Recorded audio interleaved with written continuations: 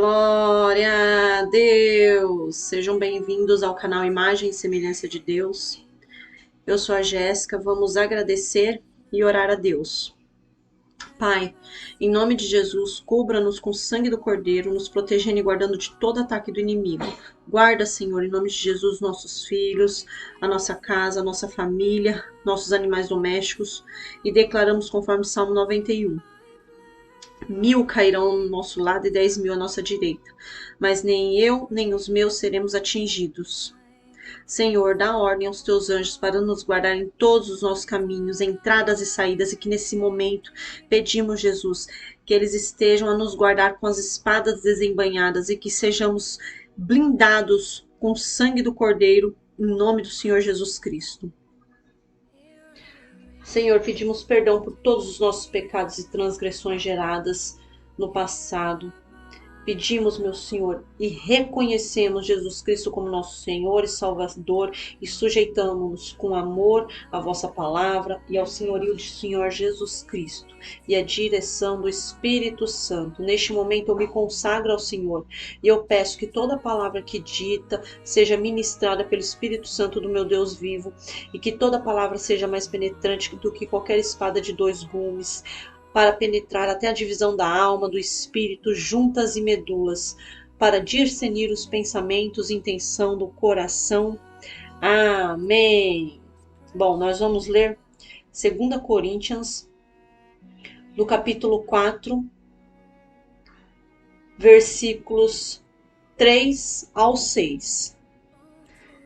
Mas, se ainda o nosso evangelho está encoberto, para os que se perdem está encoberto, nos quais o Deus deste século cegou os entendimentos dos incrédulos, para que lhes não resplandeça a luz do evangelho da glória de Cristo, que é a imagem de Deus.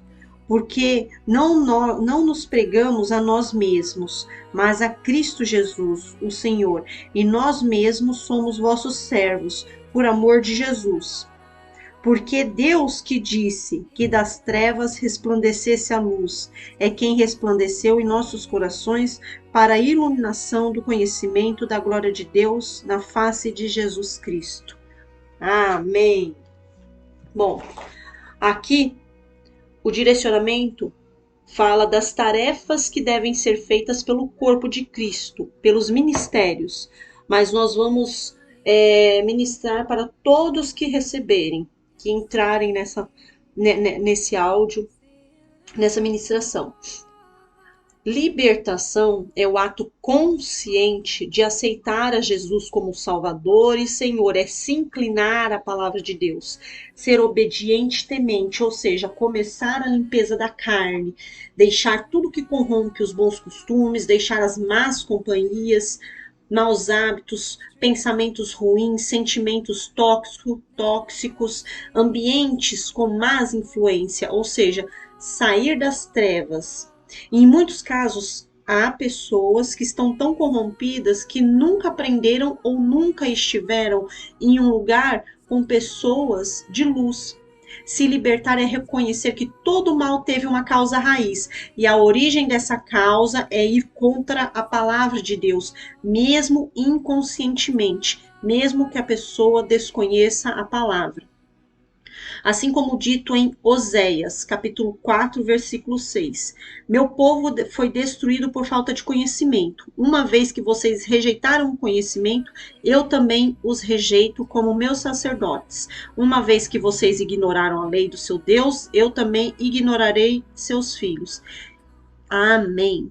E toda falta de conhecimento acarretará em quebra de princípios, em quebra da lei, em quebra de mandamentos divinos. Isso dá origem a transgressões, que é quando conhecemos a lei e infringimos o mandamento. E ao fazer isso, o homem se torna cheio de iniquidade. Ele passa a pensar, sentir e fazer o mal. O pecado ele se torna constante na vida desse homem ou dessa mulher. E ele já não sabe mais discernir o que é certo e errado, pois não busca o conhecimento que edifica, que traz vida e luz para os seus caminhos. E isso acarretará maldição. E maldição não só na vida dos que transgrediram a lei de Cristo, mas dos seus filhos. Pois na palavra do Senhor, em Êxodo é dito: pois o Senhor visitará a iniquidade dos pais nos filhos até a terceira e quarta geração daqueles que o odeiam. E Deus é um Deus justo e respeita a igualdade, sempre tratará a todos com equidade. Ele nunca vai contra a sua palavra. É como uma multa de trânsito, você vai receber se for infrator, independente se sabia da lei de trânsito ou não. Se você dirige um carro, pega a estrada e você infringir a lei, mesmo sem conhecer, você pode até saber dirigir o carro, mas se você não conhece a lei e você infringe, a multa será aplicada. A palavra de Deus é assim para todos, mas as pessoas elas pensam que por não saberem, elas estão isentos. Não só elas, mas seus filhos já nascerão fadados a maldições. Aqui eu menciono isso para mostrar que a ausência de luz não afeta só uma pessoa, mas uma família inteira e os seus descendentes. Assim como a presença de luz em uma pessoa que esteja disposta a se inclinar à palavra de Deus em obediência e temor, essa luz chegará para toda a sua casa. E isso será a obra do Espírito Santo. Agora nós vamos falar de Paulo de Tarso. Ele era profundo conhecedor da lei, mas ele pecava, matando e perseguindo os cristãos. Havia trevas onde aparentemente se pregava luz, mas Deus e Cristo sondavam o coração de Paulo e sabiam que o entendimento dele estava cegado pelo Deus deste século. Paulo teve suas direções contaminadas pelo inimigo, mas a convicção de servir a Deus não foi afetada. Ele era determinado e faria o que fosse para defender o que cria ser certo perante ao Senhor. Mas ele fazia isso de forma errada. E somente Deus sabia o que se passava em seu coração. O entendimento e todo o conhecimento que ele havia obtido era um conhecimento de fariseu, coberto de rituais, mas sem intimidade com Deus. Ele ainda não havia sido batizado com o Espírito Santo. Mas ele tinha uma forte vontade de servir e fazer o certo para Deus, mas ele tinha uma forte vontade de servir e de fazer o certo para Deus, mas fazia isso com base em conhecimento humano, sobre os estudos da lei, mas sem ouvir a direção divina. Ele ainda não tinha recebido o Espírito Santo. Mas percebam que ele agia querendo sempre servir a Deus. Vejam o que está descrito em Atos capítulo 9, versículos 4 ao 6, no caminho para Damasco, no qual Paulo tinha intenção de perseguir os cristãos que havia fugido. Vou ler para vocês. E caindo em terra, ouviu uma voz que lhe dizia: Saulo, Saulo, por que me persegues? E ele disse: Quem és, Senhor? E disse o Senhor: Eu sou Jesus, a quem tu persegues. Duro é para ti recalcitrar contra os aguilhões. E ele, tremendo e atônito, disse: Senhor, que queres que eu faça? E disse-lhe o Senhor: Levanta-te e entra na cidade, e lá te será dito o que te convém fazer. Amém. Ele responde: O que queres que eu faça? Ele não crê, pelo menos a princípio, que ele estava errado, mas que estava servindo ao propósito de Deus. E meditando nessa passagem e na passagem anterior, onde o diácono Filipe é enviado a um eunuco, eu percebi, através do Espírito Santo, a diferença entre o envio de Filipe, que vai até o eunuco, levar a palavra e o batiza. E o eunuco, apesar de ser gentil, ele estava cheio de fome e sede pela palavra, e foi a Jerusalém para adoração ao Senhor. Acompanhem comigo, Atos capítulo 8, versículo 25 ao 40. Tendo testemunhado e proclamado a palavra do Senhor, Pedro e João voltaram a Jerusalém, pregando o evangelho em muitos povoados samaritanos. Um anjo do Senhor disse a Filipe: Vá para o sul, para a estrada deserta que desce de Jerusalém a Gaza. E ele se levantou e partiu. No caminho encontrou um eunuco etíope, um oficial importante, encarregado de todos os tesouros de Candace, rainha dos etíopes. Esse homem viera a Jerusalém para adorar a Deus. E de volta para casa, sentado em sua carruagem, lia o livro do profeta Isaías. E o Espírito disse a Filipe: aproxime-se dessa carruagem e acompanha. Então Filipe correu para a carruagem, ouviu o homem lendo o profeta Isaías e lhe perguntou: o senhor entende o que está lendo? Ele respondeu: como posso entender se alguém não me explicar? Assim convidou Filipe para subir e sentar-se ao seu lado. O eunuco estava lendo esta passagem da Escritura: ele foi levado como ovelha para o matadouro, e como cordeiro mudo diante do tosqueador. Ele não abriu a sua boca. Em sua humilhação foi privado de justiça. Quem pode falar dos seus descendentes? Pois a sua vida foi tirada da terra. O eunuco perguntou a Filipe: diga-me, por favor, de quem o profeta está falando? De si próprio ou de outro? Então Filipe, começando com aquela passagem da Escritura, anunciou-lhe as boas novas de Jesus. Prosseguindo pela estrada, chegaram ao lugar onde havia água. O eunuco disse: olhe, aqui há água. Quem me impede de ser batizado? Disse Filipe: você pode, se crê de todo o coração. O eunuco respondeu: creio que Jesus Cristo é o Filho de Deus. Assim deu ordem para parar a carruagem. Então Filipe e o eunuco desceram a água e Filipe o batizou. Quando saíram da água, o Espírito do Senhor arrebatou Filipe repentinamente. O eunuco não o viu mais e, cheio de alegria, seguiu seu caminho. Filipe, porém, apareceu em Azoto e, indo para Cesareia, pregava o evangelho em todas as cidades pelas quais passava. Glória a Deus! Aqui nós vimos um homem gentil em busca de entendimento sobre a palavra de Deus, e um anjo mandou Filipe ir ter com ele. Quando uma pessoa ela busca ardentemente a Deus e as coisas do reino, Deus mandará os seus amigos, mandará os seus servos, os seus mordomos para suprir a necessidade dessa pessoa, seja de ordem física, mental ou espiritual. Deus também sabe a quem usar, a quem mandar. Filipe foi chamado e imediatamente obedeceu, e houve salvação para aquela alma. Quanto a Paulo, em primeiro momento, Cristo, ele se apresentou a Paulo, devido à sua dureza de coração para com os homens, para com os seguidores de Jesus.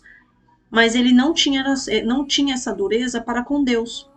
A dureza de coração de Paulo incitava a atacar os seguidores de Cristo, sem saber que estava atacando ao corpo de Cristo, sem saber, por falta de discernimento espiritual, estava atacando a glória de Deus na face de Jesus, por estar cego, desalinhado à vontade de Deus.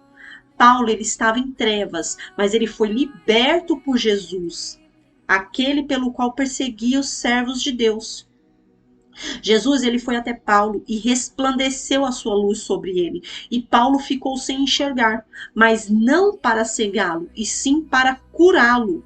Assim como nós, se a gente vira um foco forte de luz direto para os nossos olhos, nós não vamos conseguir enxergar. Por ser muito forte, assim é a luz de Cristo que resplandece em meias trevas. A aparente cegueira de Paulo foi o processo de cura e libertação mediante as trevas. Satanás, ele enviou trevas para cegar o entendimento de Paulo. Jesus, a própria luz do mundo, foi até Paulo, resplandeceu sobre ele sua luz para trazer discernimento a Paulo. Então começa o processo de libertação. Jesus o curou com a sua luz divina. Paulo, ele entrou em oração, em jejum, e aparentemente a cegueira tira o foco de Paulo, que era matar os seguidores de Cristo, e volta o foco de Paulo para Deus. Jesus, ele resplandece sua luz para que a dureza do coração de Paulo viesse a cair por terra. Então Paulo começa a se quebrantar em oração e jejum. E Jesus envia um discípulo chamado Ananias até Paulo, que ainda permanecia em oração. Dessa forma, a dureza sobre os homens no qual ele perseguia caíra por terra, a partir da imposição de mãos de Ananias, que batizou Paulo com o Espírito Santo. E se algo em nossas vidas está encoberto, está em trevas, nós não ministraremos, não pregaremos Jesus. Nós seremos cumpridores de protocolos e atos religiosos e permaneceremos com os olhos vedados, sem discernimento espiritual. Assim estão muitos que abrem a Bíblia, mas não entendem a palavra. Assim estão muitos que frequentam assiduamente a igreja, os cultos, mas não entendem a palavra, não vivem a palavra. E como fazer para que a luz resplandeça em nós? Clamando pela luz, clamando por Cristo, aceitá-lo como Salvador e ser obediente aos seus princípios, mandamentos de Deus, a palavra de Deus. Nós devemos declarar também e confessar tudo que está encoberto. Isso diz respeito aos pecados, aos nossos pecados. Em Coríntios, capítulo 4, versículo 2 é dito: antes rejeitamos as coisas que por vergonha se ocultam. Antes rejeitamos as coisas que por vergonha se ocultam, não andando com astúcia, nem falsificando a palavra de Deus, e assim nos recomendamos a consciência de todo homem na presença de Deus pela manifestação da verdade. Onde há verdade, não deve haver mentira. Onde há busca pela santificação, há submissão a Cristo, portanto haverá rejeição a Satanás.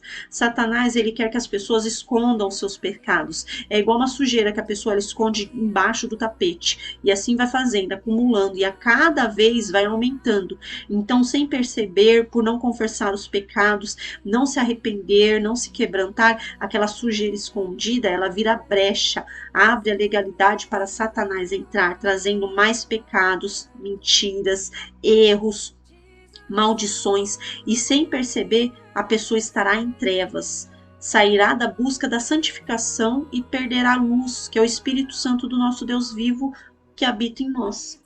Confessar os seus pecados a Deus, se quebrantar, orar e jejuar, traz a luz de volta, traz a presença de Cristo. E confessar seus pecados ao seu pastor e pedir oração do pastor para te ajudar a deixar esses pecados vai te auxiliar no processo de libertação, pois é dito em Tiago, capítulo 5, versículo 16: portanto, confessem os seus pecados uns aos outros e orem uns pelos outros para serem curados. A oração de um justo é poderosa e eficaz. Glória a Deus. Muitas pessoas, elas podem falar: eu não preciso de libertação. Mas não se enganem. Ou melhor, não deixem Satanás enganar vocês, porque ele veio para matar, roubar e destruir. Um exemplo simples de como as trevas podem entrar de forma sorrateira é a língua e contaminar todo o corpo e a alma. Uma pessoa, ela começa a comentar da vida do irmão, da igreja, ou até mesmo de um amigo do trabalho, dos pecados dele ou da vida alheia, enquanto há outro enviado de Satanás para ouvir o que é dito e concorda com que até então é apenas simples comentários.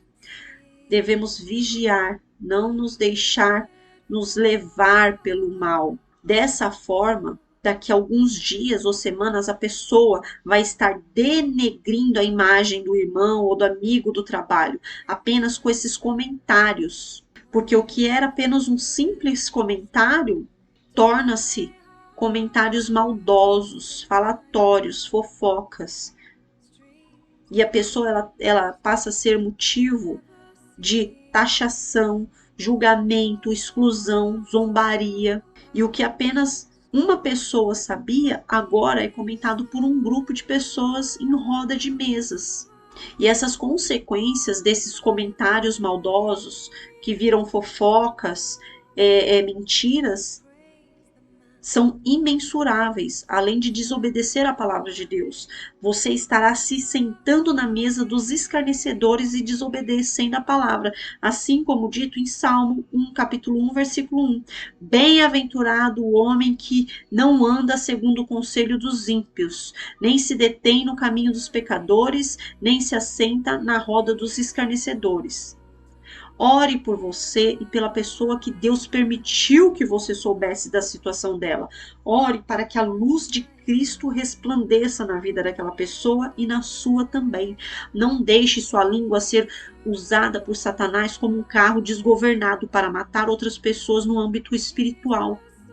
Vigiem, orem, jejuem e façam acima de tudo o jejum que agrada a Deus. Confessem seus pecados a Deus, ao seu pastor e peça oração. Assim você estará resistindo a Satanás e se sujeitando a Cristo. Você estará atraindo a luz e saindo das trevas.